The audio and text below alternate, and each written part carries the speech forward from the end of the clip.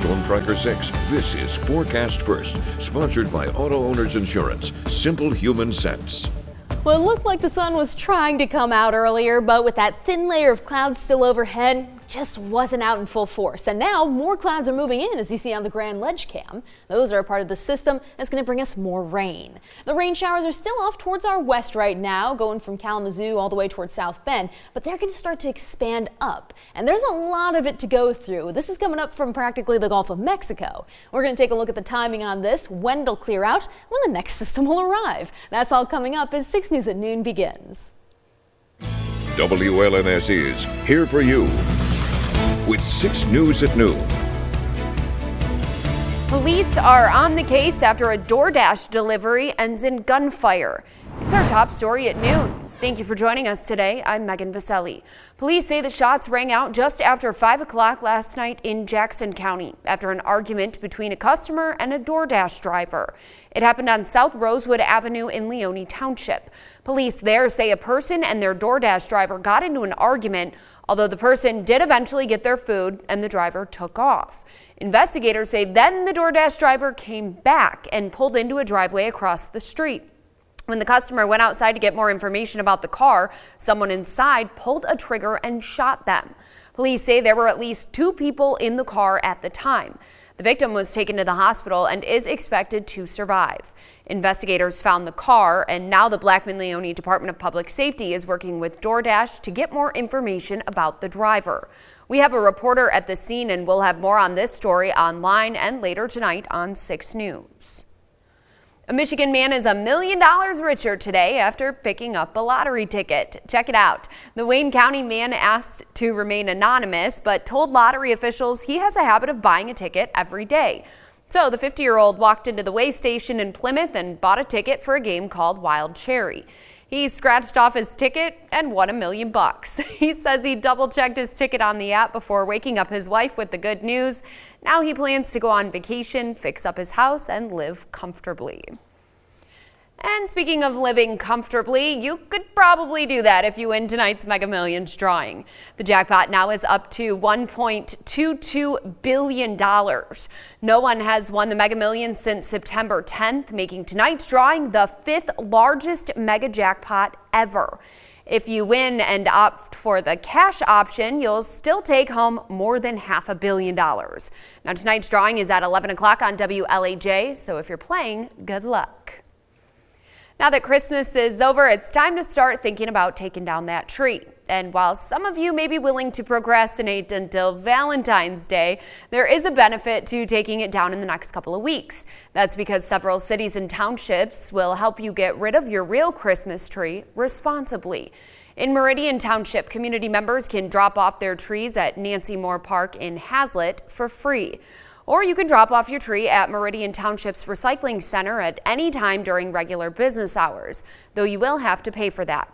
If you live in Delta Township, you can take your tree to the township's Recycling Center. This option is available on Tuesdays, Wednesdays, and Saturdays now through the end of January. The township says it will chip the trees to use them for landscaping projects. And in East Lansing, the city will come right to your house and pick them up. You can also take them to one of 5 parks: Patriarch, Emerson, Henry Fine, Valley Court, or White Memorial. Though you'll have to hang on to those trees until January 6th before giving them up. The weather outside is somewhat frightful. It's pretty gray and there's a lot of rain. So if you're cooped up with your kids and looking for something to do, the R.E. Olds Museum in downtown Lansing wants to give you a reason to get out of the house. Transportation Museum is hosting its own winter break. There are guided tours today and tomorrow at 10 a.m. and 1 p.m. Anyone who shows up can check out classic cars from the curved dash and hop in a 1954 old Super 88 convertible. And the first 50 kids who show up each day will have the chance to make and take an ornament. Organizers say they're trying to create a new generation of auto enthusiasts. We just wanted to have a chance to bring more families into the museum, and an easy way to do that is have a craft for kids to do and get them excited about cars and Lansing history. This is the first time we've done like a specific holiday activity, but we have things like the one in the fall that we do, like a skeleton invasion. So we're just trying to bring more events to bring the newer generations back into the museum. The Ari Olds Transportation Museum is on the Riverwalk right next to the Impression 5 Science Center. It's open until 5 p.m. today and from 10 a.m. to 5 p.m. tomorrow. While the weather isn't great here in Michigan today, it's even worse around much of the rest of the country. And that severe weather is wreaking havoc during one of the busiest travel weeks of the year. CBS correspondent Skylar Henry reports from Hartsfield-Jackson Airport in Atlanta, dubbed the busiest in the world. Oh my God. Here, come inside, Ramon. Scary moments Thursday in El Campo, Texas, where one of 8 suspected tornadoes across Texas and Louisiana touched down. I couldn't believe it. I mean, I've never seen a tornado, you know. A twister sent pieces of sheet metal and wood flying at this family ranch in Wharton County. And fast-moving storms dumped several inches of rain in a short period of time, causing flash flooding in Beaumont. All of it snarling airport traffic, too. It's been pretty stressful, and we're just trying to get home. That same system is heading to the northeast, teeing up more potential problems. More than 340,000 people are expected to make their way to and through Hartsfield-Jackson International Airport Friday. Officials suggest arriving 2 hours ahead of time for domestic travel, 3 hours for international flights. My mom and stepdad made sure we got here early enough. Everybody's been super nice, pretty straightforward. We just dropped off our bags, so yeah, let's see what security's like. AAA advises travelers to know their rights and to review airline policies. By law, customers are now entitled to a refund when an airline cancels their flight. Out west, an atmospheric river is spinning up snow and rain, making for dangerous driving conditions. One person can ruin it for a whole lot of people.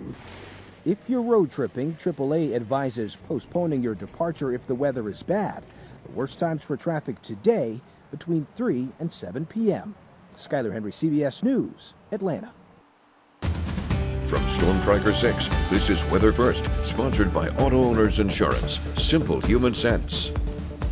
This afternoon, our temperatures are starting out in the 40s, and it's going to stay there for today, but tomorrow looks to be a little bit warmer. All these gray clouds are showing that we have more moisture moving in, along with warmer air. It's falling as rain, no snow in sight, and that's going to be continuing here as we go later on into the afternoon. It's a part of a complex of rain that's extending all the way up north. I know, anyone who wants to go up there, ski, snowboard, snowmobile, you name it, if it involves snow, it's just not happening right now. We are going to be seeing even more rain moving towards us over the next few days because this is tied down towards the Gulf of Mexico. It's wrapping up moisture and warm air, and it's going to be giving us several chances for rain even into the weekend. Our temperatures right now mostly are in the 40s, and that's about where they're going to be staying here. As the rain starts to fall, it has a natural cooling effect on the air. So 44, roughly the high temperature, still well above the average of 33 we should be seeing this time of year.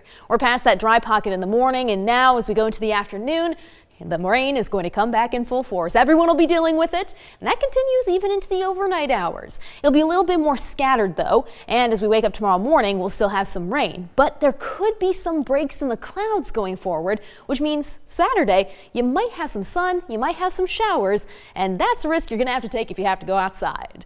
Now that's also with temperatures that'll be in the 50s. 52, the expected high temperature, roughly 20 degrees warmer than normal for this time of year. Just seems like that southwesterly wind is doing a lot of heavy lifting, right around 10 to 20 miles an hour, forcing that mild air up. But then Canada remembers it's supposed to be giving us cold air this time of year. We're going to have that return next week, just in time for the new year, and that'll bring in the chance for some snow. Now the precision cast has the rain today going into tomorrow, and then drying up a little bit more in the afternoon. Sunday, another chance for rain moves in, and that's going to be continuing as that cold air tries to sneak in on the backside. So we could have a little snow trying to mix in. I have a feeling the better chance for snow, though, will be with Tuesday's system. Now, this one has been slowly drifting a little bit farther towards the northwest, which for us is giving us that chance for wintry mix and snow. Still plenty of time between now and then, though, so I'm going to be keeping an eye on it for anyone who has holiday travel plans for the new year. Now, the 6-day forecast is a little over all the places, actually. When you talk about temperatures, we're seeing spring-like conditions back to winter conditions, rain to snow, and possibly even some wintry mix to freezing rain, depending on how these systems set up. Tuesday into Wednesday, New Year's Eve to New Year's Day, those are the two that I'm looking at because people are typically on the roads, you're traveling around, and they're honestly dangerous in their own right if people are driving distracted. So if you're planning on heading out either of those 2 days, be careful because the snow just adds an extra barrier. Between now and then, if you have to head outside, tomorrow's an okay day at 52, but you still have a chance for a shower or two. Monday is actually the driest day with partly cloudy skies.